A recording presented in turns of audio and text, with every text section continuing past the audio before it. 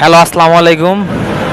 আজ আমরা এসেছি মানামি গার্মেন্টসে পোশাক শিল্পের শ্রমিকদের সাথে কিছু কথা বলতে। চলেন যাই তাদের সাথে কথা বলে আসি। আসসালামু আলাইকুম। ওয়ালাইকুম আসসালাম রহমতুল্লাহ বারাকাতু। ভালো আছেন? আপনি কেমন আছেন? আলহামদুলিল্লাহ ভালো। আপনি ভালো আছেন? আলহামদুলিল্লাহ। এই আপনি ঢাকা শহরে এই গার্মেন্টসে কতদিন যাবত কাজ করছেন?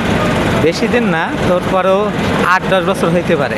আনুমানিক আনুমানিক 8-10 বছর হইতে পারে। ও, তো অনেক দিন হয়েছে।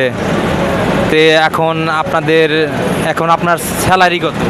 এখন আমার স্যালারি আছে 15,750 টাকা। এই স্যালারি থেকে আপনার ফ্যামিলি, বাপ মা সবাইকে নিয়ে ভালোভাবে চলতে পারেন? আলহামদুলিল্লাহ, এর বেতনে চলে। আবার পার্ট টাইম ওভার টাইম আছে, 2-3 ঘন্টা করে হয়। তাতে দেখা যায় 20 থেকে 22 হাজার টাকা আসে, ওতে চলে যায় সংসার।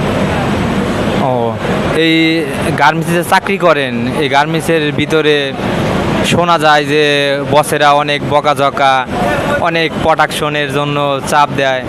এটা আপনি কি বলেন? আসলে গার্মেন্টসে প্রোডাকশন থাকবেই।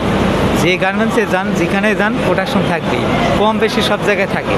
কিন্তু এখানে বকাবাজি কিংবা গালিগালাজ এরম ধরনের কোনো কিছু দেয় না। আমি তো দেখি না যে কাউরে বকা দিতে কিংবা গালি দিতে, এমন ধরনের আমি কিছু দেখি না। আজ পর্যন্ত আমার সঙ্গেও করে নাই, আমিও কাউকে দেখি না। ও, তাহলে তো গার্মেন্টস কি অনেক পরিবেশ সুন্দর? আলহামদুলিল্লাহ, এখানে অনেক সুন্দর পরিবেশ। যত সুন্দর পরিবেশ আছে, আসলে গার্মেন্টস